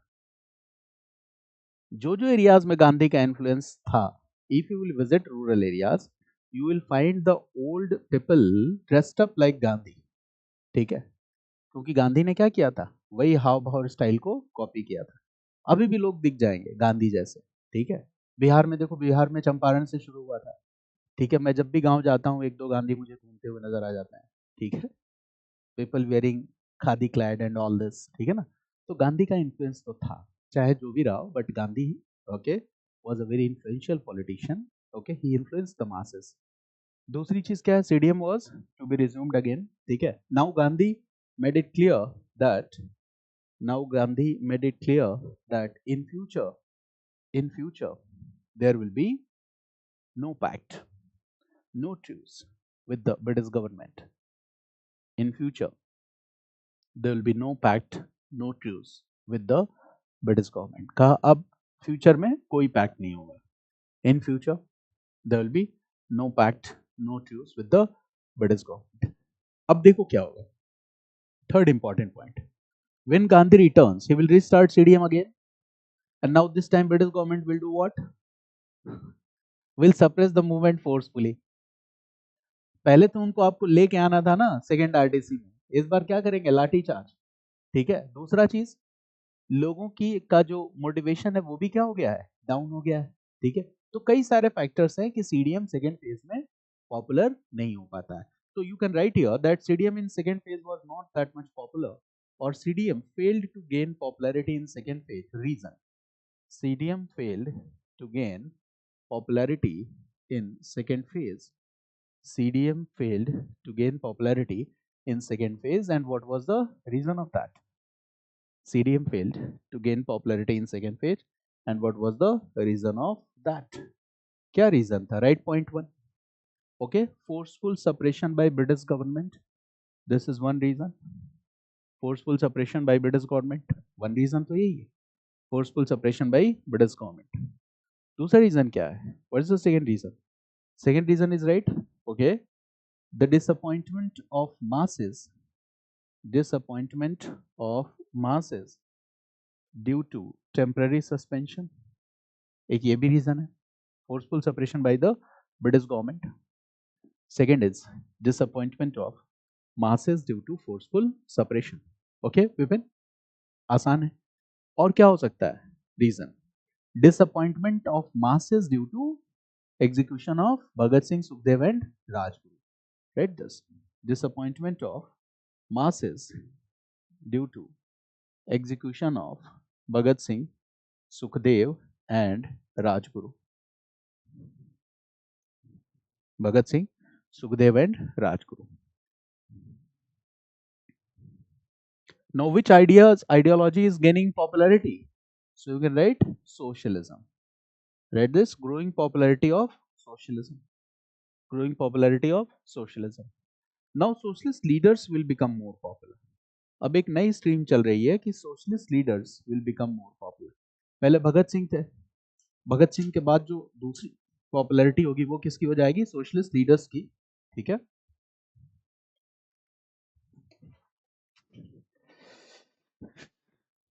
Got it? After Bhagat Singh second phase में क्या हो गया, सोशलिस्ट लीडर्स। सोशलिस्ट लीडर्स में इमर्जिंग सोशलिस्ट लीडर्स कौन है, who are emerging socialist leaders? तो ये एग्जैक्टली जेल Nehru, Subhash Chandra Bose, other leaders also I will discuss. ठीक है, उसके बारे में डिटेल में बताऊंगा, सोशलिज्म, कम्युनिज्म, वो पूरे के पूरे स्ट्रीम के बारे में। तो these are emerging socialist leaders. ठीक है, नाउ व्हाट विल हैपन? अब देखो क्या है, 1931 के बाद अभी ये फेज है 1932 34। तो सीडीएम बहुत पॉपुलर नहीं हो पाएगा in comparison to previous phases. यहाँ पे पॉपुलैरिटी डिक्लाइंस। तो right this, gradual decline of CDM, gradual decline of CDM, gradual decline of CDM. Officially it was discontinued in 1934। Official इसको डिसकंटिन्यू कर दिया गया 1934 में, but it was a gradual decline. ठीक है ना, gradual decline. Officially it was discontinued in the year 1934। 1934 में ये ऑफिशियली डिसकंटिन्यू हो गया। Got it? Leaders were put to jail, leaders को क्या किया गया, जेल में डाल दिया गया। ठीक है, ये चीजें होंगी। But what happens next? Third RTC. Second के बाद क्या है, third RTC. Now look at the chart here, there are some other glimpse facts here. Exactly, two topics, communal award and Poona pact. तो एक नया हेडिंग लिख लो नोट्स में जिससे कि आपको पता रहे। ये स्केच ड्रॉ किया था ना, ठीक है, तो एक पेज में लिखो communal award and Poona pact. यहां से भी क्वेश्चन है प्रीलिम्स में आपके। एक बार जब समझ लोगे ना तो एग्जाम में गलत नहीं होगा, नहीं तो याद करने पे चीजें, रटने पे गलत होने के चांसेस होते हैं। फिर दूसरा उसके साथ प्रॉब्लम ये है कि जब भी एग्जाम आएगा ना तो आपको रिवाइज करना पड़ेगा। ठीक है, अगर आप रटते हो तो। जैसे मान लो आप CAPF दे रहे हो, असिस्टेंट कमांडेंट, तो भी हिस्ट्री रिवाइज करनी पड़ेगी।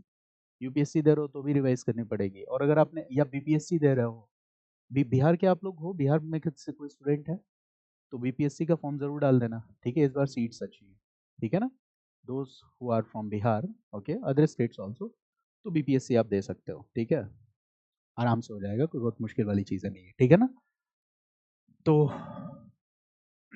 मैं फ्रेशर्स की भी बात कर रहा हूँ। ठीक है, अगर आप जिस स्टेट से हैं वो स्टेट पीसीएस जरूर दीजिए। मेरी बात समझ गया ना? तो that is a good thing. उसमें आपको अपने स्टेट के बारे में भी थोड़ी बहुत जानकारी हो जाएगी। In interview you need to know about your state ना। For example you are from UP, Maharashtra या मीन्स बिहार, तो वैसे भी जानना पड़ता है, तो इट्स बेटर। राजस्थान से भी हैं तो जब भी प्रीलिम्स हो तो आप दीजिए उसको और थोड़ा सीरियसली दीजिए, ठीक है ना। Okay, now we are coming here communal award and Poona pact. तो देखो सेकंड आरटीसी हो गया। Now after this second RTC में what happened, the Indian political parties, basically we are not talking about Indian National Congress, the other political parties like minority like Dalits, they were demanding what? SES like Muslims, Muslims की तरह SES उनको चाहिए था, ये उन्होंने मांगा था। और ऐसी डिमांड्स को पूरा करने में ब्रिटिश गवर्नमेंट क्या रहती है, आगे रहती है, क्योंकि इससे क्या होगा, डिवाइड एंड रूल वाली बात होगी। So what comes here, communal award. तो ये घटना कब है, this event is after second RTC, ऐसे भी याद रख, सेकेंड आरटीसी के बाद है communal award, communal award after second RTC we see important topic, that is communal award. Date is also important, that's 16th August 1932, ये है communal award 16th August 1932, ठीक है। since British Prime Minister was Ramsay MacDonald, ठीक है, यहाँ पे British prime minister कौन था, Ramsay McDonald, Ramsay McDonald, so this is also called McDonald award, Ramsay McDonald, तो इसको हम क्या कहते हैं, मैकडोनल्ड अवार्ड भी कहते हैं, Ramsay McDonald, this is also called Ramsay McDonald award, ठीक है ना। अब ये था क्या, इसमें ये था कि देखो one minority was the Muslim minority, Muslim minority, we all know this, Muslim minorities, okay. और मुस्लिम माइनॉरिटीज के पॉलिटिकल राइट्स कैसे सेफ और प्रोटेक्टेड रह सकते हैं, how it can be safe and protected, what is the demand of Muslim League, Muslim League क्या चाहती है, SES फॉर मुस्लिम्स, तो ये तो ऑलरेडी मिला हुआ था ना मुस्लिम माइनॉरिटीज के लिए, how there okay rights could be protected, okay. तो this is the point here that SES देकर इनके राइट्स को प्रोटेक्ट किया जा सकता है, ठीक है। नाउ सिख एंड क्रिश्चियन, ये भी माइनॉरिटीज थे, Sikh and Christians were also minorities. Now Dalits representative B.R. Ambedkar was saying that we are also minority और हमें भी क्या मिलना चाहिए, सेपरेट इलेक्टोरेट सिस्टम के तहत हमारे पॉलिटिकल राइट्स को प्रोटेक्ट किया जाना चाहिए, तो दिस वाज द डिमांड। तो Dalits right this, B.R. Ambedkar had demanded, B.R. Ambedkar had demanded, first में भी डिमांड किया था, सेकेंड में भी इन्होंने डिमांड किया था, right this, B.R. Ambedkar had demanded SES for Dalit class, had demanded SES for Dalit class in first and second RTC both, दोनों में मांगा, SES for Dalit class he demanded in first and second RTC both। अच्छा, इसके consequences क्या होते हैं कि if you will, जैसे देखो मोहम्मद अली जिन्ना ने क्लेम क्या किया कि Hindu, two nation theory means he is saying that Hindu and Muslim are what? They are not only two different religions, they are two different cultures. They cannot coexist together. So what is the ultimate solution? Partition is the ultimate solution. तो एक झटके में मोहम्मद अली जिन्ना ने Indo Islamic culture की ऐसी तैसी कर दी। Medieval India पढ़ते हैं तो हम क्या पढ़ते हैं, Indo Islamic culture, Indo Islamic synthesis, Bhakti Sufi movement is what, Indo Islamic synthesis, Sikhism is what, Indo Islamic synthesis, architecture में क्या दिखता है, इंडो इस्लामिक सिंथेसिस, पेंटिंग में क्या दिखता है, इंडो इस्लामिक सिंथेसिस। और मोहम्मद अली जिन्ना ने क्या कह दिया, okay Hindu and Muslim are two different cultures, उनको इंडो इस्लामिक कल्चर नहीं दिखा, they are two different, okay different cultures and they can not coexist together, their interests are completely contradictory in nature, इनके interest पूरी तरह से क्या है, completely contradictory. And the demand started from SES से demand हुआ, first they demanded separate electorate and then they demanded what, combining all those separate electorates together and that will be Pakistan, तो कहानी तो यहीं से शुरू हुई थी ना, कि सबसे पहले क्या होगा, सेपरेट इलेक्टोरेट्स होंगे, और उन सेपरेट इलेक्टोरेट्स को जोड़ के आगे क्या मांग लिया आपने, Pakistan.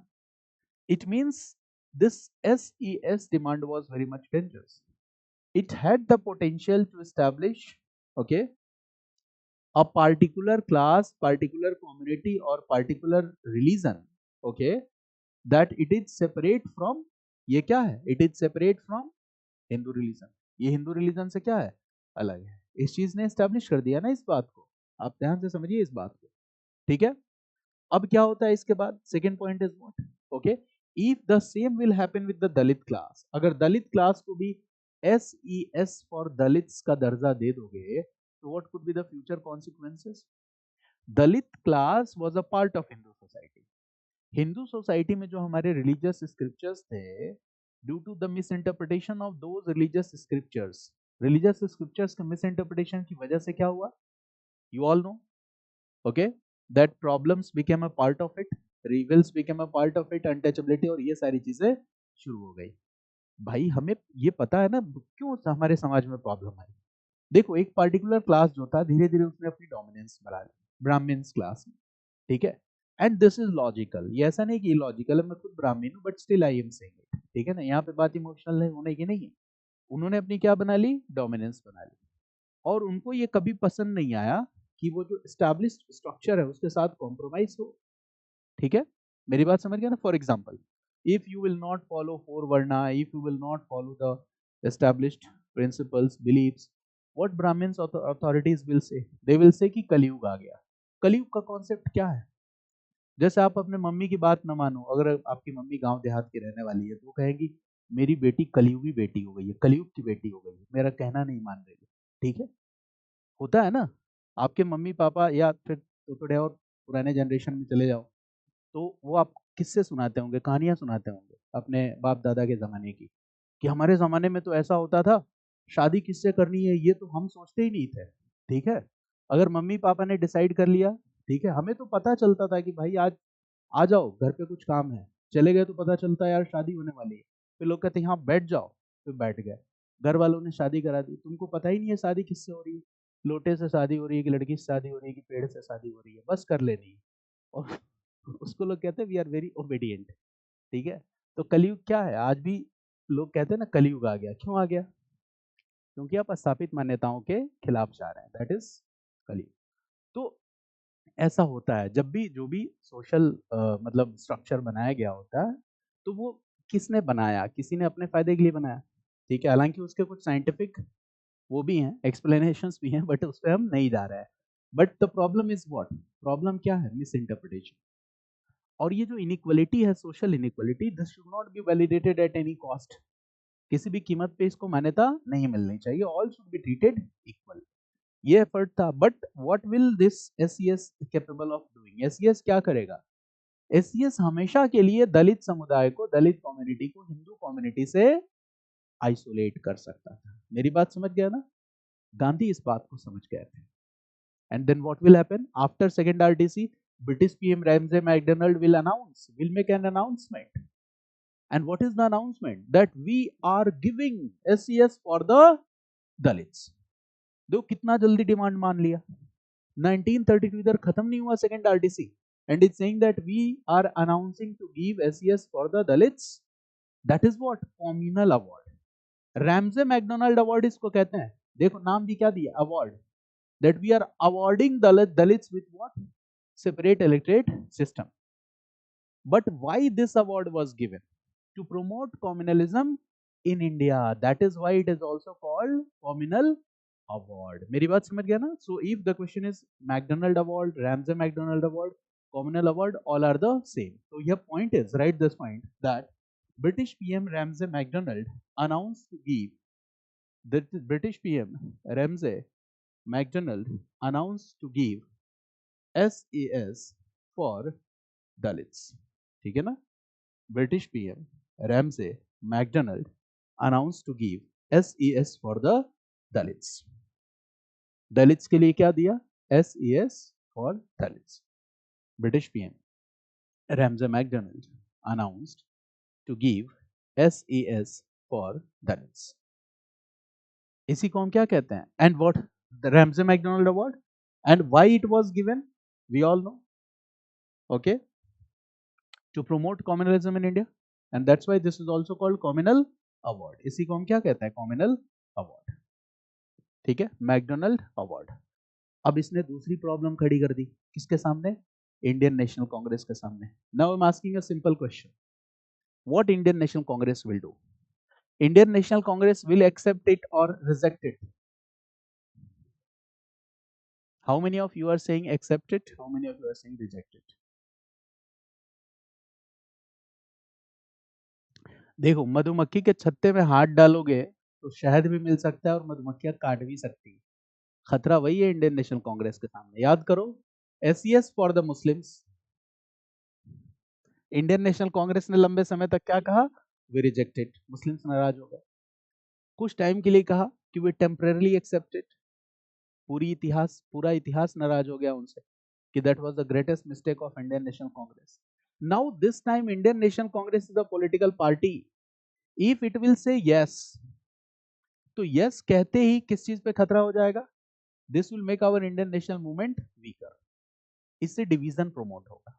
And if they will say no, what will happen? No बोलने के साथ ही खतरा कहां हो जाएगा? जैसे Muslims lost confidence in Indian National Congress, some, not all. In the same way, Dalits will also start losing confidence in Indian National Congress. So Indian National Congress is ultimately a political party. Now Indian National Congress will take a very smart decision. It will neither accept it nor reject it. कहा किससे पूछो? गांधी बाबा से पूछो, हम कुछ नहीं कह रहे हैं. तो देखो फायदा भी मिला ना गांधी बाबा का, Indian national Congress is equal to Gandhi होने का. तो what is the stand of, right, this official stand of INC? Official stand of INC, right? It neither accepts it nor reject it.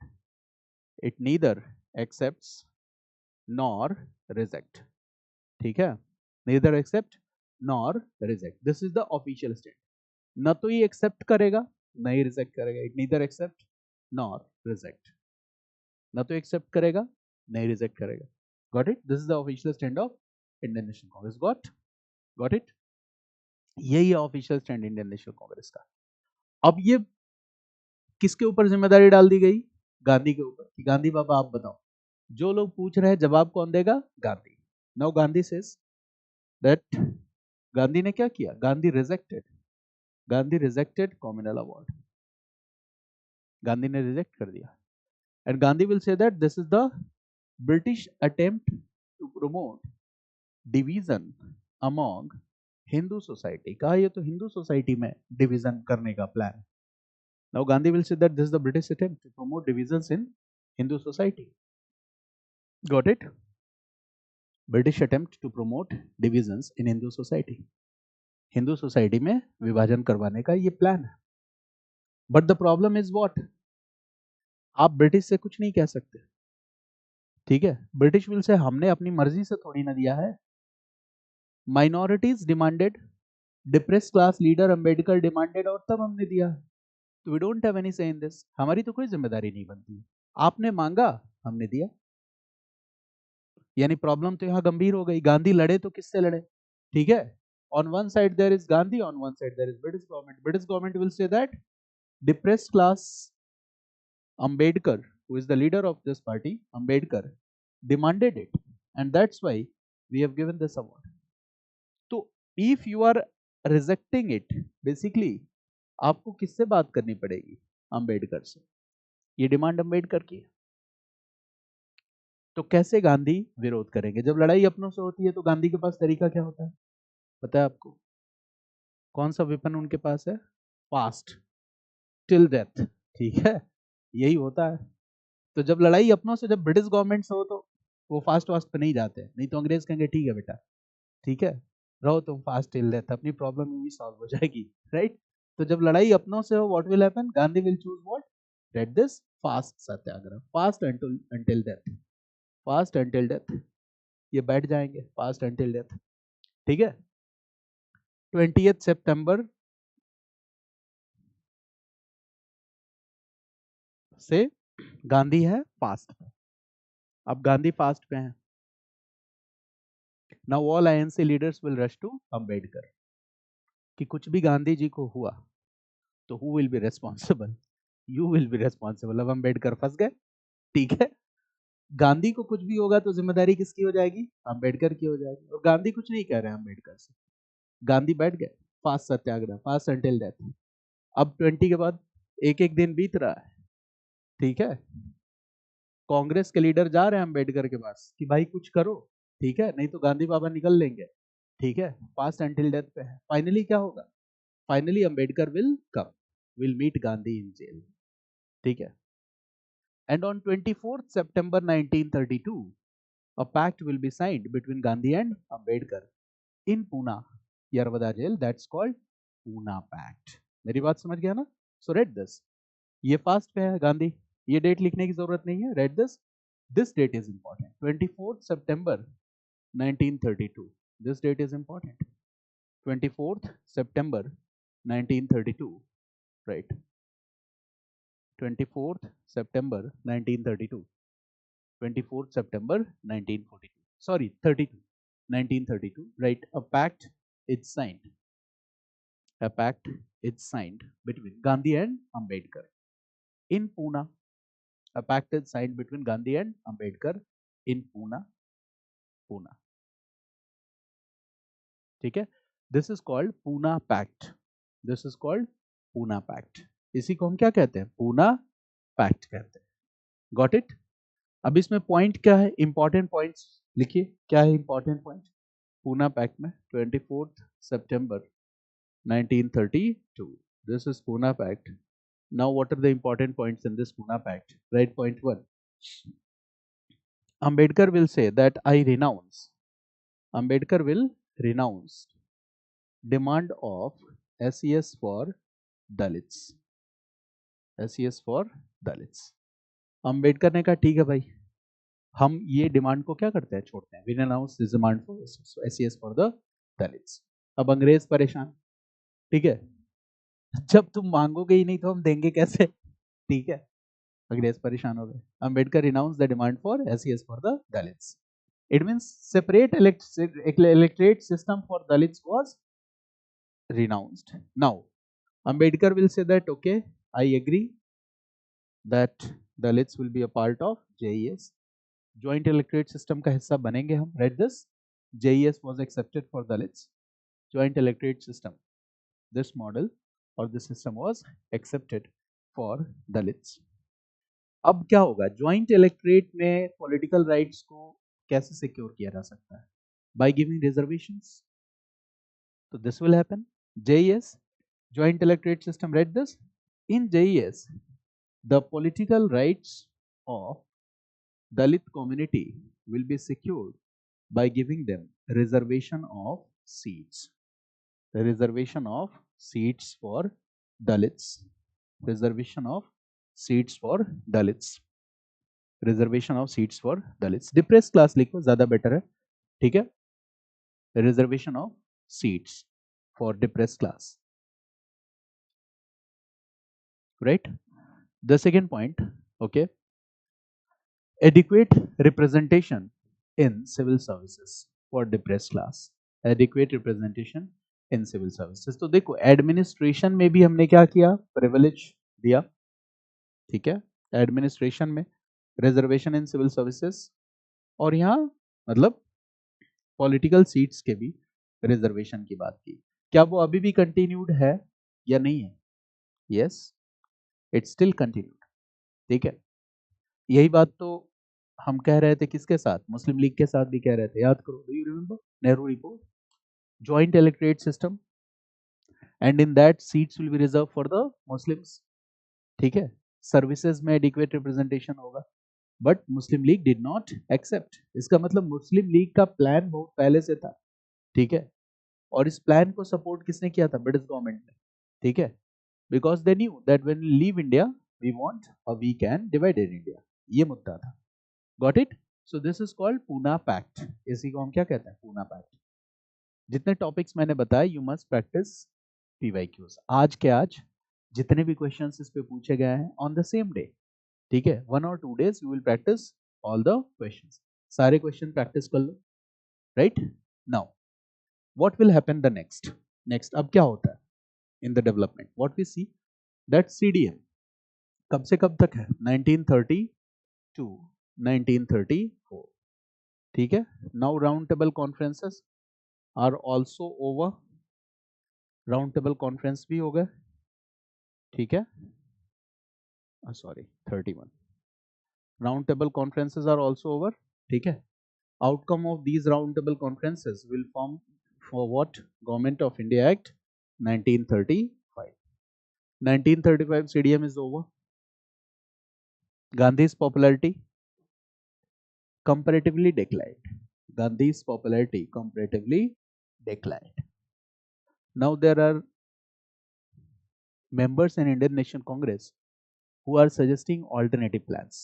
उनका कहना है कि गांधीयन मेथड से अलग भी कुछ मेथड हो सकता है। गांधी को ये बात अच्छी लगेगी कि नहीं? नहीं, गांधी को अच्छी लगेगी भाई, ठीक है। गांधी इज ग्रेट, ठीक है।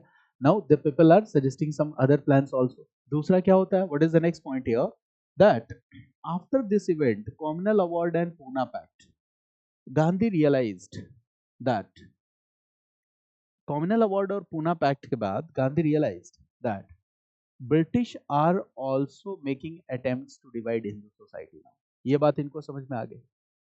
After this period, Gandhi realized that now British government, the part of their divide and rule policy, in their part of their divide and rule policy, now they are also trying to divide Hindu society. वो Hindu society को divide करने की कोशिश कर रहा है, okay. And जो Dalits depressed class हैं, डिप्रेस क्लास और Dalits, that's a major chunk of the population. तो अगर इनको हिंदू सोसाइटी से अलग कर दिया गया, मुस्लिम्स को तो काफी हद तक क्या कर दिया, अलग कर दिया, तो जब दलित्स को भी अलग कर देंगे तो this will make our social unity weaker, this will make our social unity weaker. और जैसे ही हमारी सोशल यूनिटी वीकर होगी तो this will adversely affect our national movement, या हमारे नेशनल मूवमेंट को सीधा सीधा प्रभावित करेगा। दूसरी चीज क्या है, गांधी का एक प्लान था constructive works, you all no it was started during non cooperation movement and it was always continued, ये हमेशा कंटिन्यू रहा, ये कभी डिसकंटिन्यू हुआ ही नहीं, याद रहेगा ना आपको। Constructive work, this makes Gandhi special.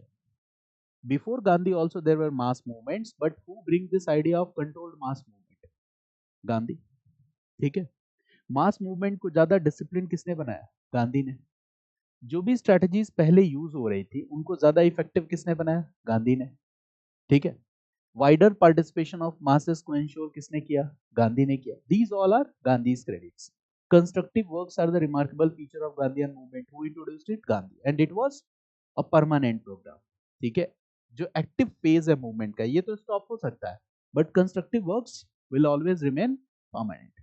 तो now what will happen after 1934, after 1934, it means after the after the suspension of CDM, after suspension of CDM, constructive works will continue as always, constructive works will be continued as always, ठीक है ना।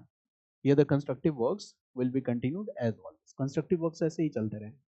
but here Gandhi realized कि constructive work में भी सबसे ज्यादा कहाँ काम करने की जरूरत है, to improve the life and condition of the depressed class, dalits, okay, abolition of untouchability, इसके लिए काम करने की जरूरत है। So write this, after 1934 Gandhi realised that promotion of social unity and religious unity the should be prioritized, promotion of social unity and religious unity should be prioritized, and as a result after 1934 Gandhi's main focus was concentrated, and therefore after 1934, after 1934 Gandhi's main focus was concentrated in this horizon upliftment works. Here Gandhi's main focus was concentrated in horizon upliftment works. Gandhi का पूरा focus क्या हो जाएगा, it will be concentrated in Harijan upliftment works. 1934 में Gandhi will resign from INC also. Resign from INC, Indian national Congress से resign कर देंगे। और रिजाइन करने का मतलब कोई ऑफिशियल रेजिग्नेशन लेटर नहीं भेजा, ठीक है। कांग्रेस की मेंबरशिप होती थी जिसके लिए 4 आना पे करना होता था। आना वाज अ यूनिट, ठीक है, ठीक है। एक गाना है ना, 4 रुपया 12 आना, ऐसे करके, तो वैसे है। तो आना इज अ यूनिट, ठीक है ना। तो गांधी डिड नॉट पे 4 आना एज अ मेंबरशिप फी, उन्होंने मेंबरशिप फी दी नहीं, ठीक है। और एक तरह से वो कांग्रेस के मेंबर नहीं रहे, but still he will continue to be dominating, he will dominate the INC politics till his death, ठीक है ना। तो आफ्टर 1934 कांग्रेस की जो एक्टिव मेंबरशिप है, आप कह सकते हो, इससे क्या किया, रिजाइन कर दिया 1934, ठीक है। और गांधी कहते हैं देखो, आजादी की लड़ाई जिसको जिस तरीके से लड़ना है लड़े, मुझे इससे कोई आपत्ति नहीं है, बट ध्यान रहना चाहिए कि सबका ऑब्जेक्टिव क्या है, सेम है, okay. Each and every group or each and every political party, okay, you have your own methods to fight this national war of independence, you can fight, but we must remember that there are different ideologies, there may be different ideologies, methods, but our ultimate objective is the same. And after 1934 gandhi kahan focus kar lete hain, focused or concentrates in the harijan upliftment works. Write some examples, right?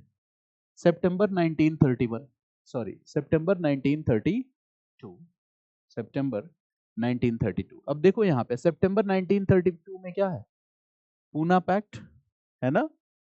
Gandhi was in jail, तो सितंबर में ही when he was jail he will form All India Untouchability League. इसका मतलब jail में ही वो मन बना चुके थे कि अब पूरा का पूरा काम कहाँ शिफ्ट कर देना है, हरिजन अपलिफ्टमेंट वर्क में। So read this, September 1932 All India Untouchability League was founded. ये गांधी के काम में आ जाता है 1932, this is a prelims fact. September 1932 All India Untouchability League, All India Untouchability League was founded, right. 1933 he started a weekly newspaper and the name of this weekly newspaper was Harijan, ठीक है। he started a weekly newspaper and this is Harijan, Harijan, right, next, okay। He conducted Harijan tours all across the nation. नवंबर तक ये jail से बाहर थे, तो Harijan tours all across the nation, okay. He conducted Harijan tours all across the nation, all across the nation. This all he was doing. ये सब कुछ वो कर रहे थे, गॉट इट। थर्ड आरटीसी आपको बता ही चुका हूँ, ठीक है। सो गांधी का मेन फोकस क्या हो गया, हरिजन अपलिफ्टमेंट वर्क, ठीक है, ये चीजें हैं। Now decline of civil disobedience movement you already have understood, okay। Now if I ask you a simple question that in your opinion civil disobedience movement is significant movement, it was successful or it failed, what will be your opinion? तो हमें ये कभी नहीं लिखना है कि it failed, ठीक है। तो answer will be the same, so write this, okay। CDM, CDM, was it a failed movement, क्या ये failed movement था, was it a failed movement? Answer you all know, was it a failed movement? So basically in intro part what you will write, okay, read this intro part में क्या लिखोगे, that it's true that it was not successful in realization of its political goal. It's true that this movement was not successful in realizing its political goal.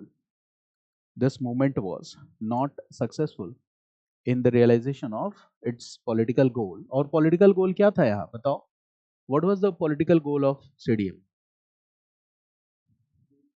Exactly, तो वहां पे लिख देना, it was not successful in the realization of its political goal. And what is that political goal? Write this, attainment of Purna Swaraj or complete independence. Attainment of Purna Swaraj or complete independence, यही था political goal, attainment of Purna Swaraj or complete independence. This was the political goal. मेरी बात समझ गए? That is civil disobedience movement, यही है, ठीक है, right। But it was significant due to a variety of reasons, but it was significant due to variety of reasons. ठीक है, यह सिग्निफिकेंट था और इसके बहुत सारे रीजंस हैं, आप लिख सकते हो। बहुत सारे पॉइंट्स तो हमारे पहले वाले आंसर से ही आ जाएंगे। ठीक है, so there is no need to fear कि पॉइंट रिपीट हो रहा है। नोट्स आपका है, आपको दिख रहा है कि आपने रिपीटेड पॉइंट्स लिखे हैं। एग्जाम में एक ही क्वेश्चन आएगा, तो एग्जामिनर को नहीं पता है कि आप रिपीटेड आंसर लिख रहे हो, ये आपको पता है। तो you will have to be smart. ठीक है ना? तो I hope you can write the answer of this question. Now after this we will enter into another phase. And what is the another phase here? That there is Government of India Act 1935. There are some elections in 1934. Again, there is a concept of new Swarajists. Got it? There are elections of 1937. ठीक है? This we need to understand. Then formation of Congress ministries. Formation of Congress ministries. Then Second World War starts 1939 and Congress ministries resigned. तो एक ये वाला stretch है, ये हमें पढ़ना है। But at the same time there is another parallel development, और वो पैरेलल डेवलपमेंट क्या है कि growth and popularity of socialism, growth and popularity of socialism in Indian national movement. So these are two parallel developments, development 1 and development 2, growth and development of socialism in Indian national movement. तो यहाँ पे देखो कुछ चीजें मैं discuss करूंगा from the platform of Indian national Congress, and when I will discuss separately revolutionary, जब मैं भगत सिंह पे आऊंगा तो भगत सिंह के बाद 1930s में क्या सोशलिज्म का डेवलपमेंट है, 1940s में क्या डेवलपमेंट है, that too I will discuss in detail, वहां पे फिर से बताऊंगा। Got it? So here we need to discuss, कुछ चीजें समझनी ही होंगी जिससे पूरा का पूरा एपिसोड कनेक्ट हो पाए। बट दोबारा जब मैं आपको बताऊंगा रिवॉल्यूशनरी मूवमेंट, सोशलिज्म, कम्युनिज्म, तो ये सारी चीजें वहां भी यूज होंगी। Okay, and this two is very important area. और यहाँ पे जो कुछ भी आप पढ़ रहे हो, फॉर एग्जाम्पल टुडेज क्लास और जो अगली क्लास में हम करेंगे, there is no need to read any book. जो क्लास में आप किए हो इसके बेसिस पे आपके क्वेश्चंस हो जाएंगे, चाहे वो स्टेट पीसीएस के क्वेश्चन हो, चाहे वो यूपीएससी के question, you can easily solve the questions. ठीक है ना? जितना बता रहा हूँ उतना अगर याद रख लेते हो, that is a big achievement. ठीक है, ज्यादा है वो, कम नहीं है। ठीक है ना? तो अगली क्लास में डिस्कस करेंगे। After this I will record some sessions. Basically वो सेशन वैसे तो ऑप्शनल हिस्ट्री प्रोग्राम के है, ठीक है ना, मतलब it's not compulsory for everyone optional history programme के हैं, but I will discuss PYQs of mains.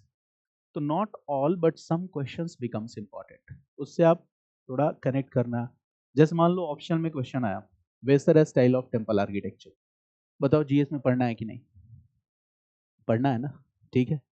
In the same way option में क्वेश्चन आया फिरोज शाह तुगलक की पॉलिसी से जोड़ के, तो in medieval you have to read about Firoz Shah Tughlaq. So this is not optional lectures, these are solutions. मेरी बात समझ गया ना?